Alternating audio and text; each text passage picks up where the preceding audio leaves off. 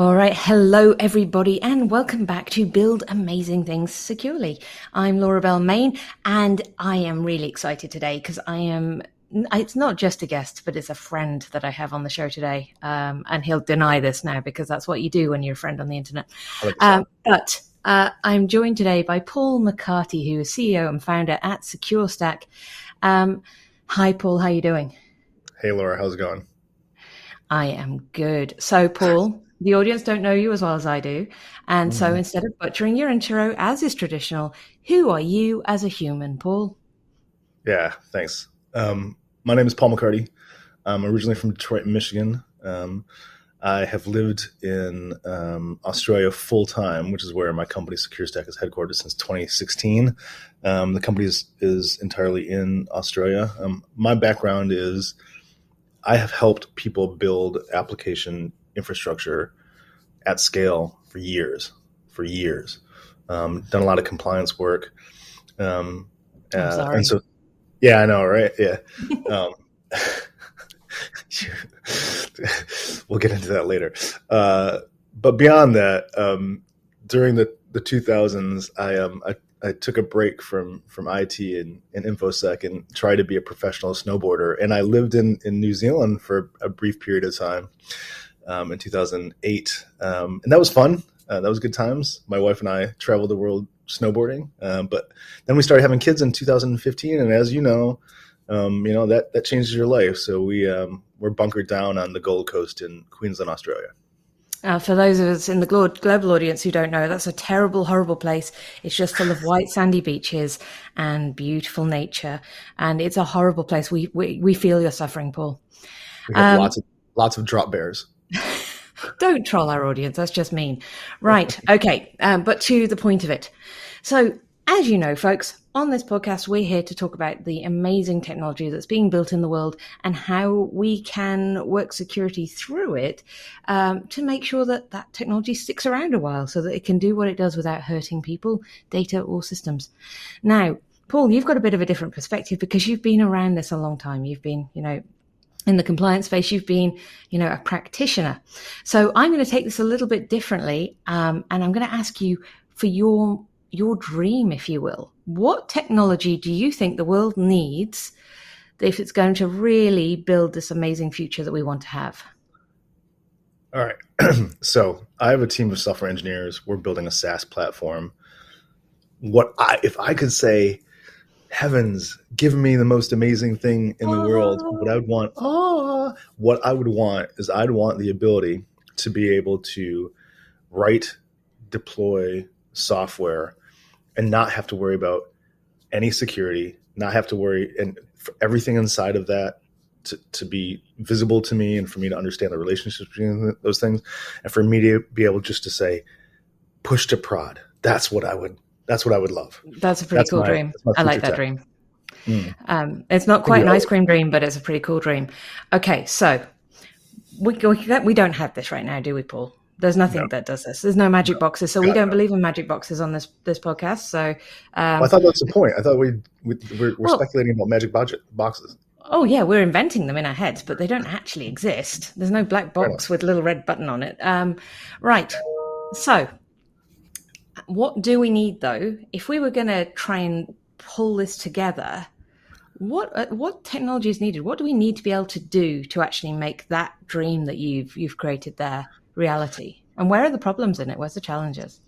Yeah, let's start with what is in software. So, my engineers are writing software every day, and they're using new libraries and new frameworks and new versions of those libraries and new versions of those frameworks and new SaaS platforms. And it'd be the first thing is it'd be nice to be able to understand all of that and be able to look at it visually and understand how all those things relate to each other.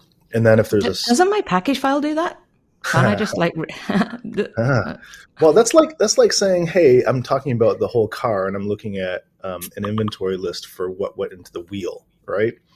It describes the wheel really well and how the wheel works and how the dependencies inside the wheel all kind of interrelate, but it doesn't describe how the whole car works or how those dependencies work. And so that's what my magic box is about today, is about as building software, in the metaphor here, the software that we're building, the applications our customers consume, that is the car. And right now there is no package manifest for the whole thing. So what kind of things would need to be on this manifest? So, if it's not just the listed, the polite packages we chose to, hey, just install off the internet, what needs to go in there, Paul? Well, so I think we're building a cloud kind of centric application. I don't want to say cloud native because who knows what that is, but it's a cloud centric application. It's built and it's deployed in AWS. It consumes a bunch of AWS services. So in addition to having the inventory of the wheel, which is like the software that we wrote ourselves and the open source libraries and all that stuff, I would love to also know what's in the AWS stuff, right? What's the inventory for that? And how do those things relate? Because the dependencies and all those AWS services, they get complicated. Some of those things are public. Some of those things are not. Some of those things can be public. Some of those things cannot. It's just, it's great, but also comes with its own set of challenges. So would this be something that Amazon would have to provide? Yeah, I don't think they'll ever be able to provide that, or any other cloud provider. And the reason I don't think they would be able to provide that is because imagine when you go to Taco Bell and you get like a Nobody burrito. goes to Taco Bell, Paul. No, That's I know. just me. Don't go to Taco Bell. Don't go to Taco Bell. Even the ones in Australia, which are, I hear marginally better than the ones in the U.S. Anyhow, let's just imagine Taco Bell. There's only like 8 ingredients at Taco Bell, right? It's cheese, it's refried beans, it's tortillas, yada, yada, right?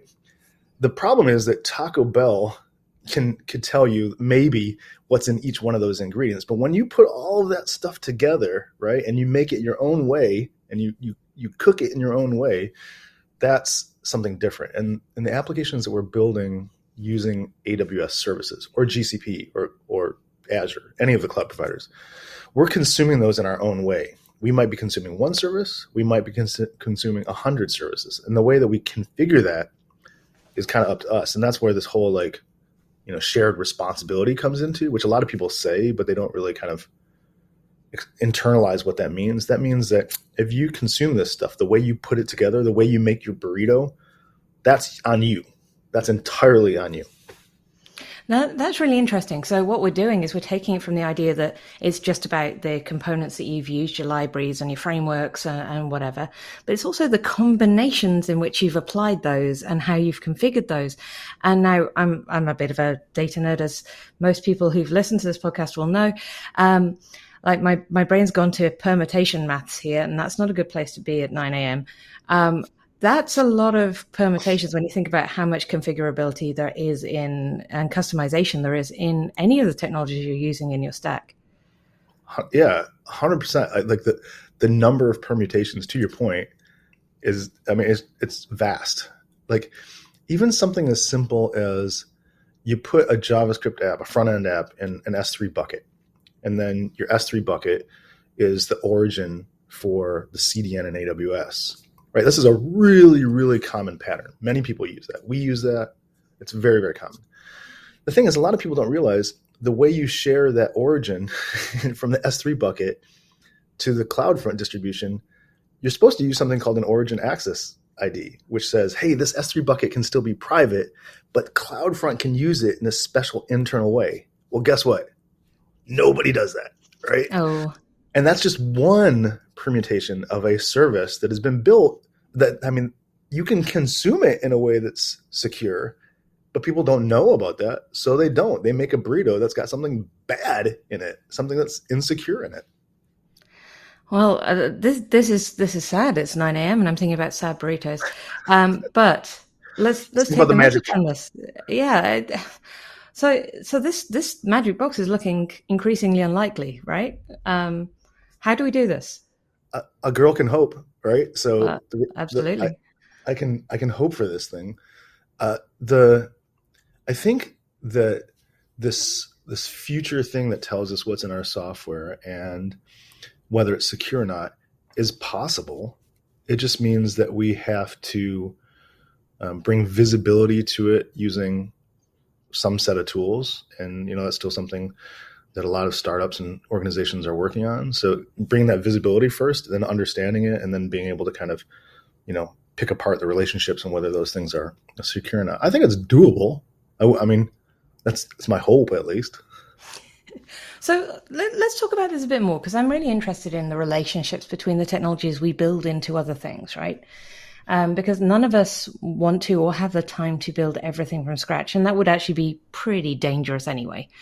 But not all things are made equal. Not all software is of the same quality. Not all software has the same support and life kind of lifespan as other pieces. So in this quest to understand and, I guess control in a way what we're building our software out of, does that mean that we should only be using these big name software players because that would be more secure? Is that a naive lesson for us to take from it?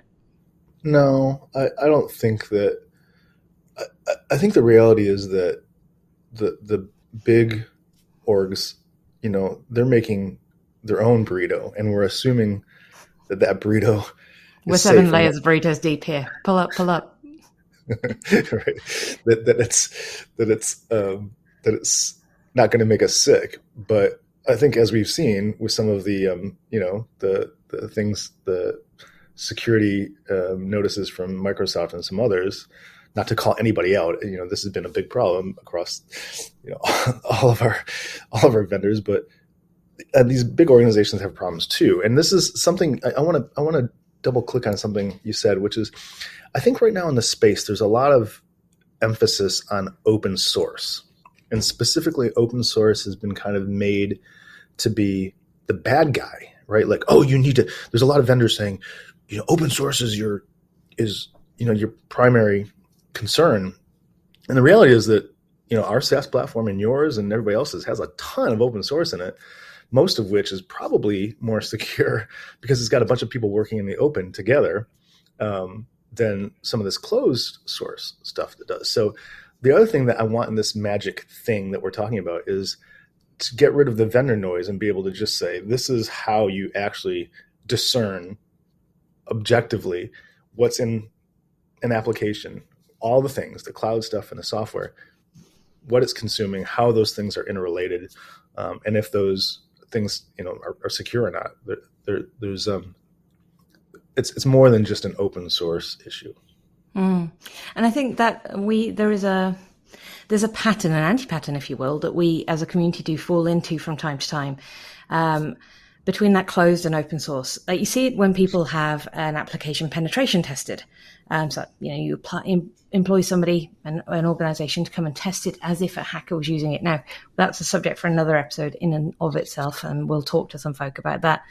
But in that area, there's a concept of, doing things as a closed test, so you can't see what the code is underneath and you have to test it blind as an attacker would, or an open test where you can read the code and you can really get into, how does this work, and then test from there.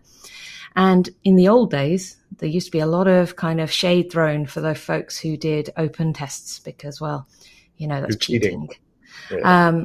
And so we see the same in the open source community. It's open source. It's just some random people on the internet doing stuff. How do you know they're any good? And so we trust the brands, the marketing teams essentially have done a very good job with software companies telling us, hey, we do a good job. Now, I know that I've written bad code in my life. Paul, I'm sure you've written bad code too. No, never. Just never no. Paul, code here. Okay, no bad code here. And so if we go with that assumption right now, Laura. Yeah, probably, knowing you. So if we go with the assumption that any code can be bad code and that doesn't happen because you're a bad person, it just happens, reasons happen, then there's no logical reason to assume that one is better or worse than the other. It's just, we have these bias built into how we think about these things. Now, I want to pull up something that makes what you're asking for actually even more important, because it turns out that the US President Biden put out an executive order. What did his executive order say, Paul? What does he want in the world? Yeah, well, the executive order says a couple things, but the main thing that people are talking about is the need for something called a software bill of materials. And the software bill of materials, it gets back to that package manifest that you and I were talking about 5 or 10 minutes ago. Basically, it's more than a package manifest. It's supposed to be a document that describes all the things, all the software components inside of an application. And the idea there is that like a tin of soup or a can of soup for our American audience, you can look on the ingredients list and you can see what's in it. And you say, hey, that thing, I'm allergic to that thing, right? Or that thing's bad, so I'm not going to consume that. The idea with the EO, the executive order, is that software manufacturers, people building applications that sell into the government kind of ecosystem, have to provide that. And that's kind of kicked off a whole series of things that have come after that. So it's definitely kind of it's been an event for our industry, and kicked off a lot of conversations that people hadn't ever had before. I think the thing that surprised me when I started digging into this is I've never been around the manufacturing space much. It's just not been my world. But it turns out bill of materials have been around for a very long time. The idea that if you sold a machine or a thing to a government organization, you would have to provide the bill of materials. And that was a list of all of the component parts that was made of, and the source of those parts, what they were made from in turn. And so we use that in the physical world to understand manufacturing, to understand risk, to understand the supply chain if things break. There's lots of good reasons for doing that. And so what we're trying to do is adapt control systems from the physical space into our digital space, as we're becoming so reliant on software as the infrastructure of much of our life now. So we've got a government asking for it. We want a magic box that does it. But the magic box doesn't exist right now. So if we were going to get started with this, Paul, how would you approach this if you really wanted to get started understanding what your burrito was made of? I'm not going to continue this analogy. I just can't do it. But if we were looking at what our software was made of, Paul, and we really wanted to build our own little magic box for the day, how could somebody get started with that? Yeah, I think it's important as we start talking about this to understand that the metaphor of the bill of materials from the physical space is good because it helps us understand it, but it also doesn't really, when you stretch it to software, creating software and applications, it doesn't fit as well, because the software and the applications we're building are being built all the time, constantly.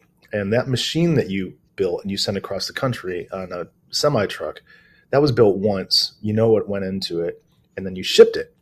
Software isn't like that. Some of our customers are building and deploying like 80 times a day.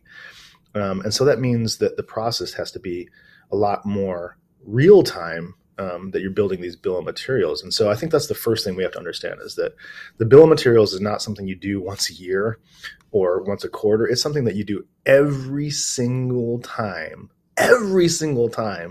that you build and deploy that application. This sounds like hard work, Paul. Tell me it's not going to be hard work. Well, that's what the magic box does. The magic box is supposed to do this for us, right? We're waving our wand, right? The magic box is supposed to do that. And the reality is that luckily right now there are products out there that are starting, or solutions out there that are starting to automate the creation of bill of materials. The problem is most of the time those bill of materials right now are not really comprehensive. They're not really including all the stuff that's inside the application. So it includes part of it, that wheel that we were talking about a while ago. It'll include a really descriptive part of the wheel, but what we shipped is a car, or the software metaphor version of a car. So that's our challenge right now, Laura. All right. So we don't have a tool. There are people working on it. So let's start at the beginning. So we could do this, maybe we can't do it manually every time we commit. That's a lot of work. But what I'm hearing is that this needs to be a dynamic process. Now, I'm a big believer that security tools at their root aren't just security tools, they're productivity tools. They help you do something you could do by hand that would be very, very painful, but you could do in less time and with less pain. So think of it as like the robot army that's getting the boring bits out of your world. So we would need to then go look at all of our code of what we're using. What other things would we need to be listing off here? So our cloud provider, we talked about that one. Is there anything else? Yeah, customers can sign up in our application, use and onboard themselves, and we use Stripe, right? So, hey, Stripe, that's a pretty important component, right? Like if you're using Braintree or PayPal or any other kind of payment processor, that should probably be in there. If you're pulling data from a third-party API, that should probably be in there. If you're consuming any kind of SaaS product or anything as part of the local requirements for building that platform, like a specific IDE structure or a specific, kind of directory structure, that should be in there. Basically, all the things should be in this magic box that if you were to take any of those things away, the whole thing doesn't work, right? Just like if in a car, there's all kinds of places around the car, you can pull something out and the whole thing doesn't work. That's what we need to be putting into that magic box. So it's a lot of stuff. And that's why up until this point, nobody's been doing it. And that's why it's like Yeah, and I think so. Let's give our audience some practical steps that they can do with this. So this is an important thing. It's an important thing for yourself because, you've got to protect this thing. You're building this amazing technology. You're going to change the world in some way. And doing security in it isn't about, whether you're going to do your thing. It's about surviving. It's about resilience and being prepared to keep this thing happy and alive for as long as it needs to do its purpose in the world. So if you're in the manual school world of this and all you can do is do it once a month, but start writing this stuff down. Start with your package files, build out from there, your integrations, your third-party things, as Paul's been saying here. Now, Paul, you won't bring it up because you're a really, really good-hearted and honest person, but I know that your tool that you've been building has some capability in it to help with this. So is this something that our audience, if they wanted to experiment with this and see what that could look like, is there a way that they can do that? Yeah, for sure. I mean, the reality is like all good founders, I saw a problem, which is that I didn't have this thing and I'm building to solve for that problem. So yeah, absolutely. SecureStack is, we're building SecureStack to provide this to our customers. Absolutely, if you want to check it out, you can go to SecureStack.com. We've got some cool interactive demos that you can get to at SecureStack.com/demo. And I'm out there in the open source community kind of advocating for this and helping build out there in the open source community so people can understand that this is something that we can tackle and it is something that gives our customers value. So yeah, 100%. Check it out, SecureStack.com. Yeah, and I'm going to be clear with the audience. I very much avoid vendor pitches on this, and I do call them out when they're there. But what impresses me about Paul and his work is that he cares very deeply about this space, and he has a number of documents that he's published up on GitHub that you can go and dig into. So we'll put some links in the show notes. So if you want to read some of the things that Paul's been putting together, and I think we need to be thinking about how we build software and the number of components that are built into it, because if there's a problem with any one of those parts, then the overall system that we've built is going to have issues. And so the more complex that picture is, the harder it is for us to track that manually. So what do we think the future of this looks like, Paul? Do we think this is a stepping stone to something else, or? Well, I think this part of the world is kind of evolving quickly. We talk about things like software composition, which is that manifest in software supply chain and bill of materials. I think ultimately the value that it provides to me as a business owner that I can give to my customers, just like all of the people that are listening, is that we need to understand what's inside of that application that we're building. So we need awareness, we need visibility, and we need assurance that those things inside of it are secure and are playing nice. So I call that in the magic box application awareness or application composition awareness. Just trying to simplify it. Like, that's really ultimately what we need. We need to know what's in it and is it good for us? Yeah. And I think there's an unspoken thread through this. We talked about it with the open source versus closed source and proprietary things versus the free things. And it's not that anything is good or bad. This process is non-judgmental. It's not here to say, hey, you are using this library and perhaps you should use this library instead. It's about saying, I am here right now. This is what my software is made of. And I think just starting by knowing where you are is a really strong foundation to build any sort of security on top of. 100%. Now, you've been doing security for a long time, Paul. If you were, at the start of your adventure, you're in the software space, you're building something cool, outside of our bill of material stuff that we've talked about today, are there any other tips you would give our audience for getting their foundation set in secure development or understanding how to do security as somebody who actually your primary focus is building code? Yeah, I mean, I think that the biggest thing I would say is that, there's been this huge, systemic change and migration to the cloud, right? We love it. It's fast. It's easy to deploy. I think the biggest thing I would say is that we just need to understand how that's different than the way that we built and deployed stuff in the infrastructure we used to use inside of this data center with a big firewall or set of firewalls around it. Just those challenges there with the migration to the cloud. I think that's something that we as an industry and me individually, that you need to understand better how it's different and how you account for that difference. So, putting my devil's advocate hat on a little bit here, me and you, Paul, we're a little older than we were once. And we see the differences because, well, we used the older technologies. They were, how we built back in ye olde days. What about our audience who are a little younger at the start of our career, who may not have experienced life before Kubernetes, for example? What's the best way for them to get started? Are we suggesting that they go back and learn the old school ways, or how does it work? Maybe we don't have an answer because we're old. Maybe we'll talk to some young people too, but what do you think? I'm gonna walk backwards in the snow up a hill for 7 miles. I don't know if that joke is still relevant. I think, do they need to learn how to build stuff the old way? No, but it helps to understand what the difference is, right?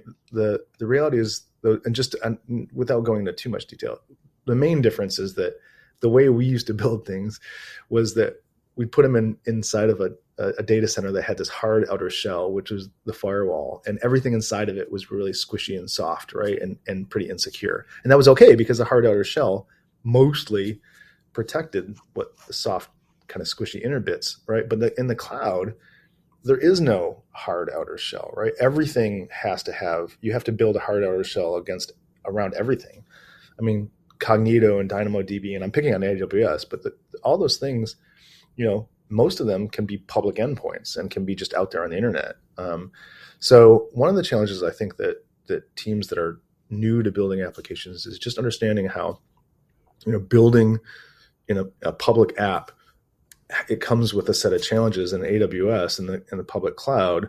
You have to solve for those challenges around building stuff that is all of those bits, or most of those bits, many of those bits are public facing. That's a big difference between the way you and I used to build stuff. So I think if I was to break this down, let's kind of give you some homework, if you will, audience. I know you'll forgive me for that because, that's what I do. We need to remember that every component that we build from now and that we used to build from has different configuration. And those configurations and how we put them together, as we've discussed in this episode, are going to change the overall security of what you're building. Now, in our old days, there was a nice big a squishy middle and a hard border. Now, at SafeStack, we call that armadillo security, where you have hard armor plates in the middle, but a really tickly tummy. And you have to make sure that nobody gets to the tummy. My analogies are not as strong as burrito stuff. For our modern, more cloud-based applications, you don't just have one. You have many, many things to protect. So let's start with having no assumptions about how they work by default. Bing. Let's ask questions about how we protect each thing we build from. Because what we're learning in today's episode is that our software is built from many, many technologies for different reasons. And each of those can impact our overall security. And so it's our responsibility as engineers to know what's in there and then take the steps to protect them. So, Paul, it has been lovely to chat. It's my job. I take amazing guests and then I summarize. I'm like chief summarizer until ChatGPT comes along and does it for me. So it's been lovely to chat with you today, Paul. We're going to post some links in the show notes. So if you want to catch up with Paul, where can we follow you, Paul, as a human? What's the best way to follow you on the line? Well, I don't do the bird site anymore. And that's a separate conversation. Yeah. I used to be pretty spicy in the bird site. But anyhow, LinkedIn, I post a lot of content on LinkedIn. So I'd say that's probably the best place. Awesome. You can find me, Paul McCarty. Fabulous. Right. Well, that draws our time to a close. Thank you so much for coming on, Paul. It's been a delight to chat, and I'm definitely going to be going to look at what's built into my ugly software now, and see what I can do to make sure every little component is supposed to be there and that I'm doing the best to secure it. Go check your burrito. Oh, shush. Goodbye, folks. See you, buddy.